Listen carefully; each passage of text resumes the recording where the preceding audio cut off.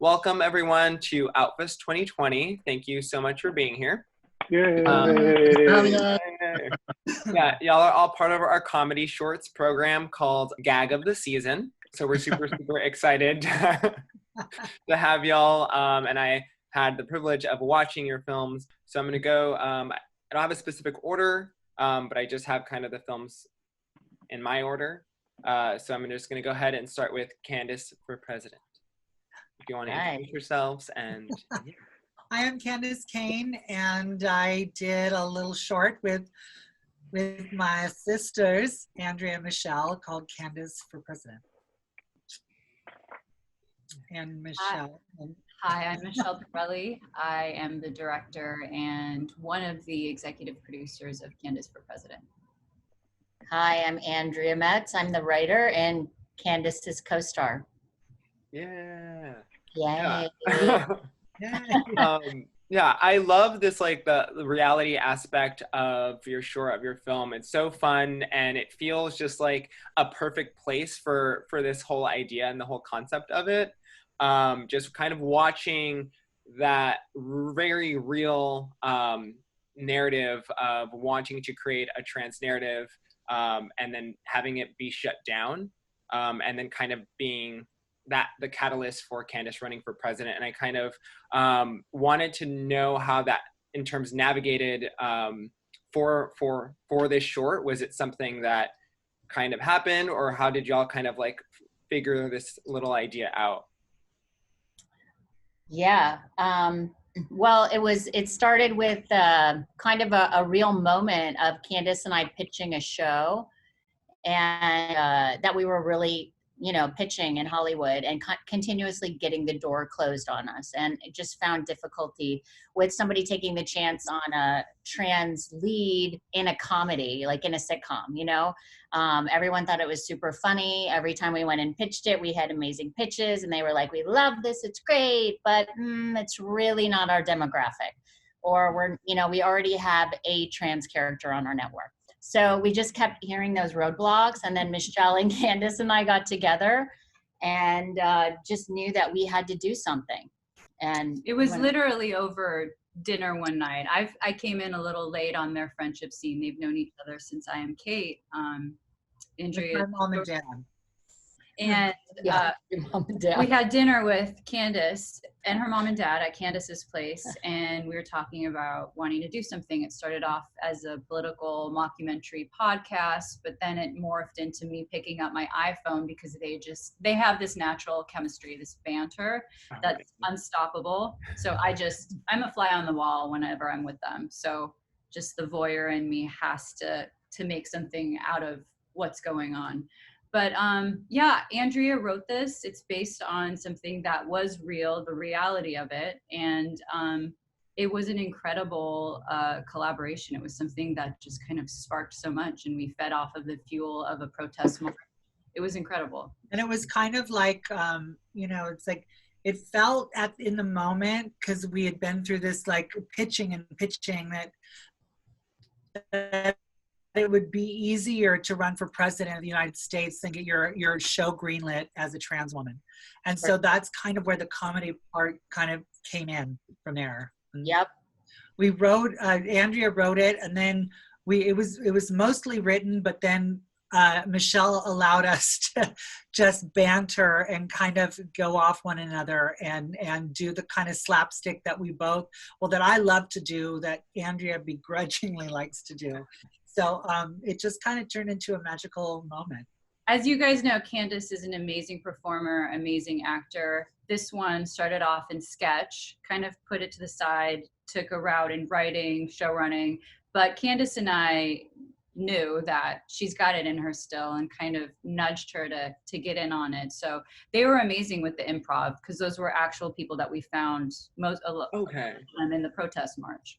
That's what I was wondering, because there's this like hilarious moment where Candace, you're talking to this older man in like a red, and Andrea, you're just like speaking behind her for her, and it was just like, I was just like, wait, is this real? Like, is this actually happening? Like, all ad lib. It's so good. And so like, Yeah, both of you on screen, I was just laughing like every moment. Like it was so good. I just wanted more of it. Like, once it ended, I was like, yes, can this be the show? Like, I want to see. The world would love this. Thank you, Aaron. Yeah. Thank you. So thank you so much. We would love to do it. Yeah, please let them do that. That's the dream. Let's get this baby sold. Yeah. All right, thank you so much. Next, we have Heart to Heart. Are y'all here? Okay. So next we got Heart to Heart's not here. Just want to say that one more. Ask again. No. Okay. So next we got Flex. So if you want to introduce yourself, anybody who's here, part of the crew. I'm Charles. I'm the writer and the star of Flex. I'm Matt, and I'm the director, and I edited it as well, I guess. I'm Caroline. I'm the producer, and I can confirm that Matt edited it. Awesome. So I loved this. I think like that first like young Charles part blew my mind. I remember staring at this as it was happening. I was like, that is my childhood. That is my sexual awakening. Like, how did somebody find that? That Bowflex moment, just like, I could not stop thinking about it. I needed to talk to people about it, but I couldn't. So it was very frustrating. But overall, there's this also just like really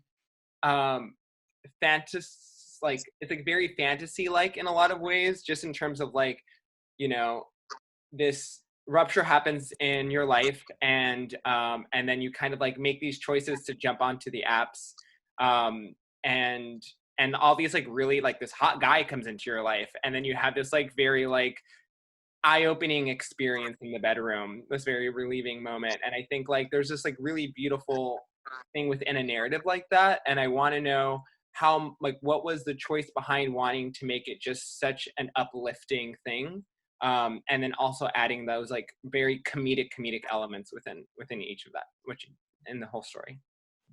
Well, wow, okay. Sorry. That's good. Those are good questions. I think, well, Matt and I and Caroline, our backgrounds are in comedy. I'm a stand-up comedian. Matt is a sketch comedian. Caroline is a comedy producer. We all met in the stand-up scene in New York.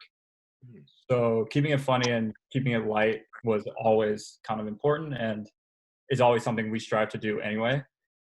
And the whole idea for this, like elongating this and making this into a short, came from a stand-up joke I have about watching the Bowflex short as a kid and being turned on by the Bowflex guy and being like incredibly confused by it. And I would tell this joke and it would get like amazing reactions from people. And I was starting to notice that people were really relating to it in a way, and all types of people, like not even like, I would do the show at like clubs, and which have like, you know, more of like an older kind of like very straight demographic, and they were laughing about it, and I could just tell it was touching on something, whereas there was something that everybody could kind of relate to about seeing something like this or seeing this commercial, and you start like questioning your sexuality and stuff like that. So it all started from a joke. Our background is comedy.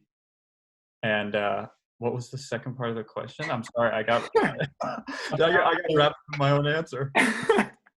No, yeah. So just kind of like in telling the story, like, I mean, you're kind of answering the question. Like it seems like you wanted to make it light and make it relatable for a lot of people, and finding that and wanting to tell that story and creating this kind of narrative that is easy to come into and relate to. Yeah, I think I might have forgotten my own question also. I'll just add that I think that Charles really, as a performer and as a writer and stuff, I think part of why Caroline and I both were excited to do this together, even though besides the fact that we've all kind of been in the same world, and Charles and I have known each other for many years, but I think was because it was a short that even on the page, it was it was very, very funny, but there was also kind of a very clear heart to it, a very clear sort of like when you say light, I think, you know, it's not just humor, but I hope that it's kind of marrying the light with some darkness, and there's, you know, the sort of the sadness that's in there too, but then it sort of gives you a nice, I think hopefully it lands somewhere where it feels like we've gone somewhere and you feel good about the story, I guess. You know? But I think, yeah. Sorry, I didn't mean to cut you off, Matt. No, go, Charles. Go. I will say that a lot of the kind of like elements of it being the sincerity really came out day of. I think when you read the script, it's very jokey. But when we got on set and I started acting with Charles, who plays Alex, the character of Alex, who comes over, we meet on an app and he comes over.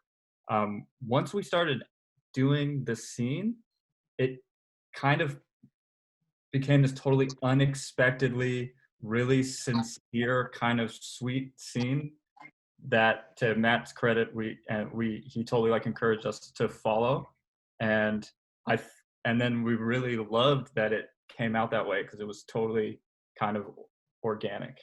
Oh, nice. Yeah, we kind of like discovered that day of, which was cool. Mm-hmm. I think one thing too to add to that is that I think that like it wasn't the ambiguity about, or him exploring, Charles's character exploring his sexuality in a way that he hadn't allowed himself to before, or it's not a crisis in the short. And I think that is like a light and accessible thing about it as well, is that it's not, you know, obviously it's eventful, but it's still able to have that sweet sincerity, I think, because it's not about like, well, what is he? It's about the moments happening. Yeah. No, yeah, I can definitely see that. And I think that's what I feel like it is so universal in a lot of ways, because it's not focusing in on that. Yeah, and it's hilarious. And that, like, when the realtor comes in and that, like, just like quick edit back and forth is just so good. That's so good to hear. We had so much trouble editing that scene. It came out great. Thanks. All right, so we got next up, gay pre-party. That's my short. Yeah, Matt. Awesome. You want to introduce yourself? And yeah, I'm Matthew Barkley. I directed and wrote and did all the voices and basically everything for gay pre-party before the party. Oh, it's so good. Okay, so the questions I have to ask is, you answered one of them, which is I wondered if you did all the voices. Mm-hmm. But yeah, so this short is so fun and so funny, and just like, I've been in this pre-party before. I just wanted to know, what was the inspiration in terms of like creating the dialogue for all that? Like, was that all from different aspects of spaces you've been into? Was this like one event that you went to, or was this all just this in your head? And then also, why horses? Well, so everyone, he uses toy horses as stand-ins for like people, for gay people, queer people. Yeah.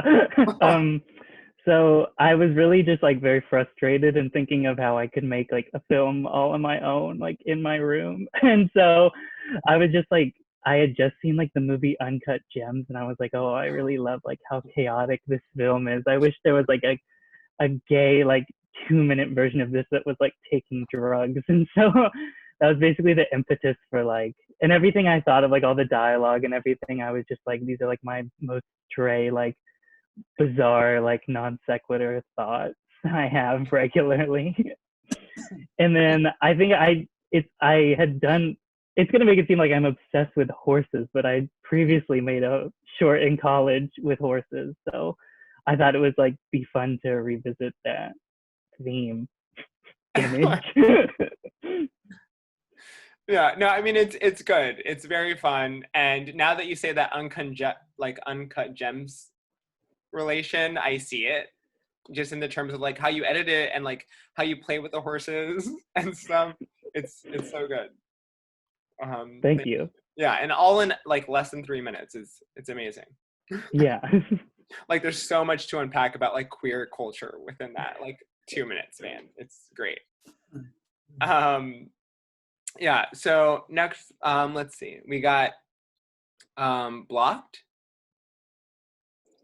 Hi, that's me.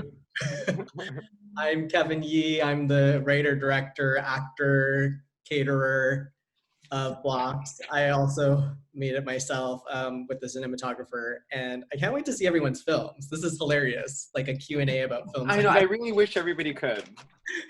I'm like imagining what all of these films are. It's great. But yeah, that's me. It's just me. It's just me. Okay.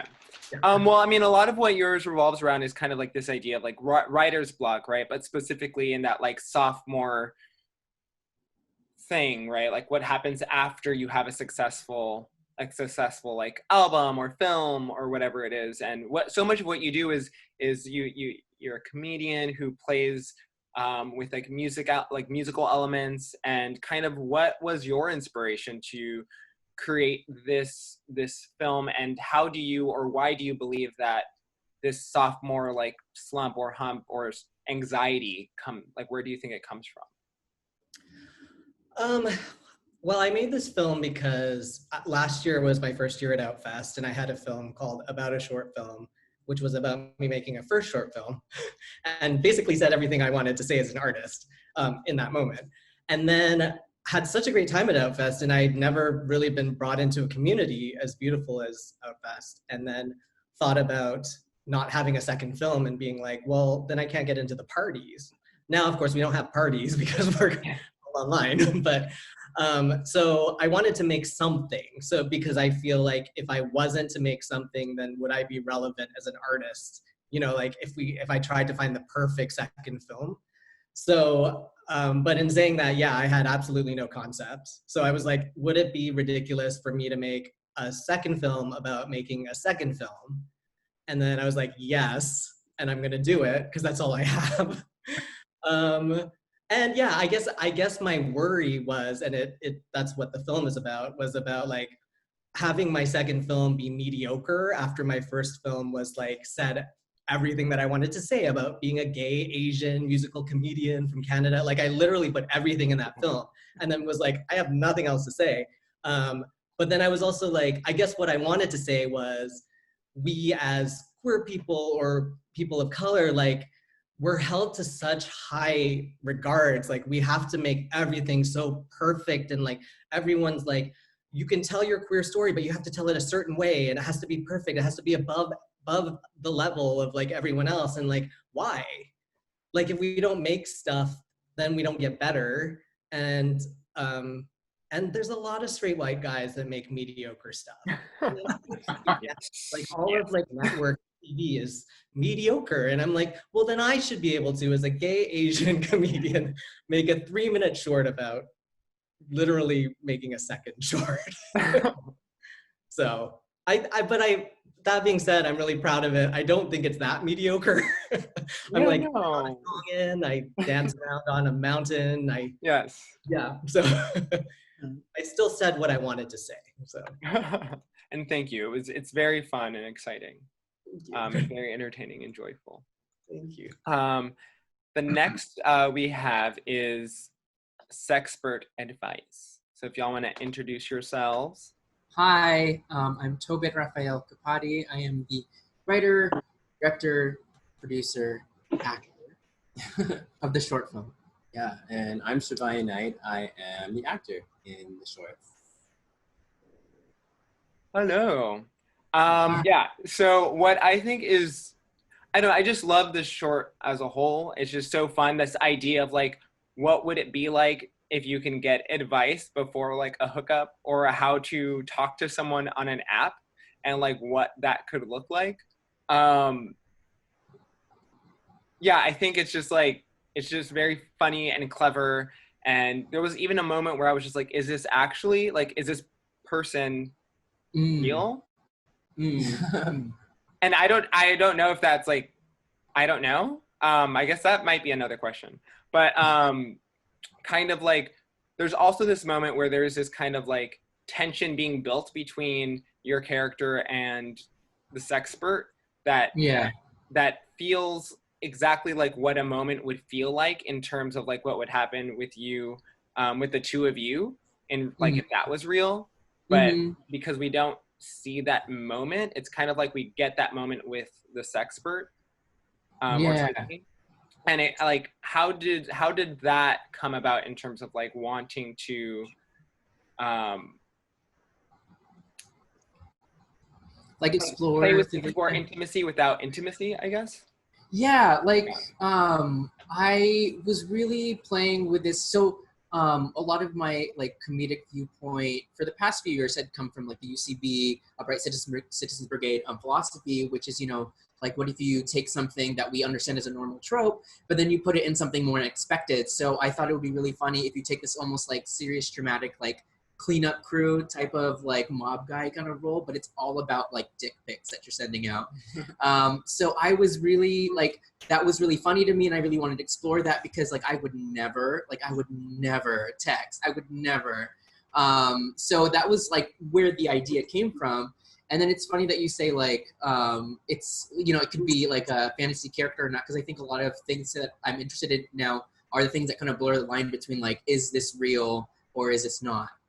But yeah, like everyone can relate to sex. And, and like I just really thought like, okay, like, you know, we like there's a lot of people who can do this a really dirty way, and it being my first short film, I didn't want to show a lot of myself. So I was like, okay, let's show more like heart and personality and have that come through with the acting. No, that's great. I mean, yeah, it's just so fun. So, and then even when like the two of you finally get together, or sorry, I don't know if that's a spoiler. I don't know if that's a spoiler. Yeah. Sorry. Yeah. But that moment's also just like very fun. Also. Yeah. Thank you. Yeah. So next up we have The Outbreak. Hey. Yeah. Thank you. My name is Trent Nakamura. I am the director and co-star of The Outbreak. And I am Mara De La Rosa. I wrote and I'm also a co-star of The Outbreak. Yeah. Oh. Sorry. So y'all kind of did, like, my question is like, y'all did this recently, right? Okay. It's like, yeah. So wait a second. This is very like current and like very now, and I kind of just was curious in terms of like, how did you do this during this time of how did we predict the future? Yeah. Oh, that was some bad psychicking that we did. Wait, so this wasn't even during? No, it was before. Oh my gosh. Yeah. Oh, okay. Wow. Then yes. How did you predict?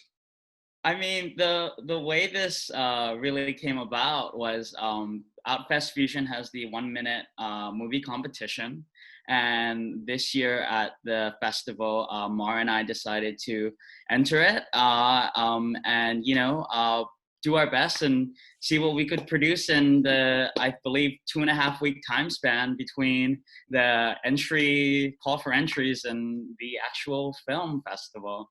And, you know, really Mara's the writer here, so I'll pass it off on to her on what inspired it exactly. But yeah. Oh, cool. Mara. So basically the whole joke is that the pandemic is happening. And it's called the tequila virus because we're clever. And instead of being like a virus, it's like a virus, like you're allergic to gay people. Like that's the virus. So people tell gay people to stay 6 feet away instead of people with the coronavirus. Yeah, that was like the whole gag. That was the whole joke. And Trent and I just built off of that.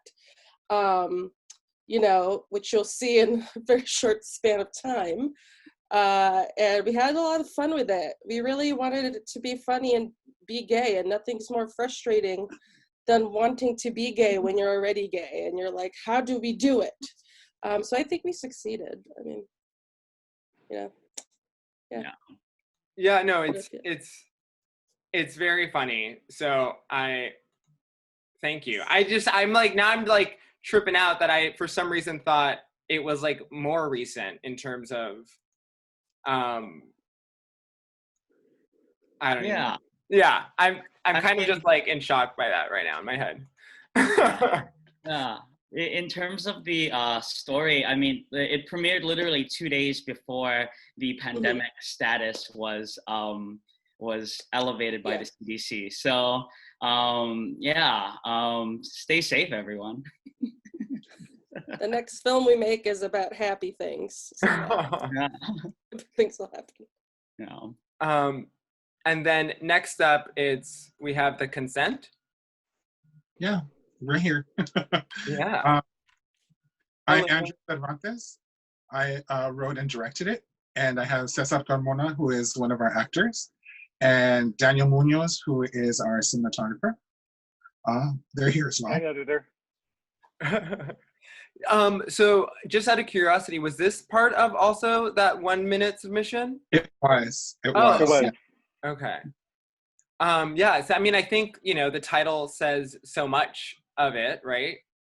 In terms of like what that means and how to navigate consent even when you're in a relationship. And that dynamic. I mean, it's very silly and funny, and y'all get like that like cute, weird, awkward like shower moment. And kind of like in terms of wanting to make this 1 minute short, kind of like what inspired that for you? So I've written stage plays previously, and this is actually my first kind of step towards film. And we write together, Cesar, Daniel, our other friend Manny, and I write together, and we bounce stories and ideas off of each other all the time. And when the 1 minute challenge came up, we were talking about like, how can you tell a fully realized story in a minute? And it sounded like a great challenge. And I have a couple of stories like in my back pocket that I've always wanted to do something with, and this was one of them. So I knew the guys, I knew the crew, I knew Cesar was going to be down to take a shower. I knew Daniel was going to do his best at filming and keeping us on schedule, and that Manny was going to be there and making sure that when we did, take too long doing one thing, or if we were messing around too much, he would like pull that line and make sure that we stayed on track. But the idea is they're in this relationship, and they're trying to break out of a rut. And the fact that there's two individuals in that relationship, they each interpret that differently. Right. So it's kind of funny how that evolves in the film. Yeah. And then I guess, Caesar, how does it feel to have been filmed in the shower? Like, is that something you're comfortable with? And then in terms of kind of like also just the editing, did you write like a 1-page script and then try to stay on there, or did y'all like have to cut out a lot? I know that's kind of two random different questions, but. Oh, we had like a much longer, like a 5-minute cut. So we had to cut down to 1 minute. Oh, okay. So I did my very best to tell the full story with what we had shot. Dang. And I mean, in regards of jumping in the shower, I mean, it's not the first time I'd be in the shower with someone, so it wasn't really a big deal. And we're all friends. Like, it was just like, let's get together and do this. So no one was really shy. We already knew each other. There was no awkward between Brandon and I. There was no awkwardness. There was no like, all right, we're gonna be half naked in the shower. That's fine. Let's do this. Yeah. Oh. So here we have Peach. Hey, I'm Rowan. I wrote Peach. I'm Sophie. I lived Peach. And I'm Rose. I acted in Peach. Together we made Peach. Yeah. Yeah, together we made Peach. Oh, well, thanks for being here. We're super excited to have your film in our shorts program, which is Gag of the Season. So we're really excited about that. Y'all are part of like a really amazing set of really funny comedies, and that's something I love about your short. It's just like this like really fun rom-com, like lesbian, like, is this person on my side? Is this person not? Like, what can I do? And I feel like that's such a universal idea, right? When you're like flirting with somebody, getting to know somebody, but there's something slightly different when it comes to like queer folks, just because like there's like 2 extra layers we have to like go through to see if things can like actually fit. And it's just so funny the way that y'all play with that whole idea, and also how you do this like really fun thing where Rose's character and your housemate are like talking, and you're like in this flashback moment, and when you're thinking about it, the camera like goes to that flashback, but it's in that present time, so you're like speaking as if you're in real time, but in the flashback. And it's just like a very silly moment. And then your housemate, you're like, oh, I don't remember being there, and at some moment like she just like pops out from making out with someone. It's just so good. And I kind of just want to know what that experience was like in creating this story and finding kind of that balance and humor and sentimentality, and also making it really fun. Yeah. I think you definitely hit the nail on the head there, Byron. It's an experience that happened to me, and I think a lot of people relate to this film on that level. Like you said, it's hard enough to navigate those first few dates, let alone when it's 2 queer people involved, and girls in general can be quite friendly with each other, and you're not sure where the lines are. So yeah, definitely that's I think what people love about the film. And I think talking about the party scene, memories can be a bit hazy sometimes. You remember things differently. If there's alcohol involved too, and everyone's perception of what actually happened can be different. And that's why we kind of did have them doing the lines over, was the idea that we wanted it to be like this was Sarah or Rose's memory of the event. It may not have actually happened this way. It's not a flashback. She's telling it to a friend. Not that like Catherine, the other character, probably had a different interpretation of how this night went. And so we wanted to really have like, this is her point of view. This is what she thought happened, but it may not have been 100% what happened. Yeah, because also like a lot of what you're playing with is this like idea of anxiety, right? And that like feeling of anxiousness that maybe Rose's character has, just like as a person. So there's also like that layer to, now that you're saying that like it's specifically like how she remembers it, but might not be actually how it happened, like kind of gives it a whole new layer, which is really cool. Yeah, and Rose, like how was playing that, and almost being kind of like what is that term, like where an unbelievable narrator, or unreliable, thank you. Yeah. Oh, right. Well, for me, that was all completely honest, It was definitely reliable on my end. I think especially if there's anxiety involved too, things do just get blown out of proportion a little bit. And I think in creating that scene, we really did nail that massive, disproportionate kind of reality of how that went. But in terms of me as the actor, I had a lot of fun doing that scene. Yeah, it was lots of fun. And Amanda, when she's making out with that guy and then just pops her head around, we always had a laugh at the end of when we cut those scenes, because she nailed that. So good. So funny. I think the other thing too, where like y'all also have this like what is the crush's name? I can't. Catherine. Catherine? Okay, yeah. So Catherine, it's like, also I was trying to figure out what was happening, and she just has this like very neutral, like as an audience member, part of me was just like, maybe it's not that hard, but it really was. And I felt like she really nailed that as well. Like kind of in terms of like navigating her character, what was that like, and directing it and writing it and performing with her as well. Yeah, I mean, it was, she had to play a real poker face about it to give anything away to the audience or to Sarah.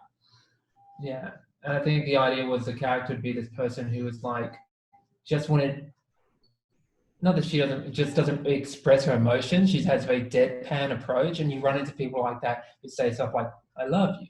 And then like, but do you? Like, I wanted to play with the idea of someone who's just like, she's sending, in her mind, Catherine is sending all the right signals to Rose, but she's just she just has a very, like a blank kind of like, she doesn't express herself sort of just in language wise. And so Rose doesn't know how to take it.